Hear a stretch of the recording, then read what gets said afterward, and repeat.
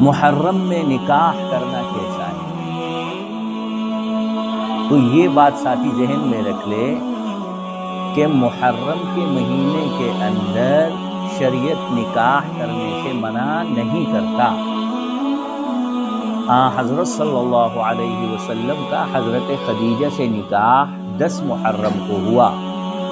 इसी तरह हज़रत अली रज़ियल्लाहु ताला अन्हु का निकाह हज़रत फ़ातिमा रज़ियल्लाहु ताला अन्हा से मुहर्रम के महीने में हुआ और हज़रत हुसैन रज़ियल्लाहु ताला अन्हु के भतीजे हज़रत कासिम का निकाह भी मुहर्रम में हुआ।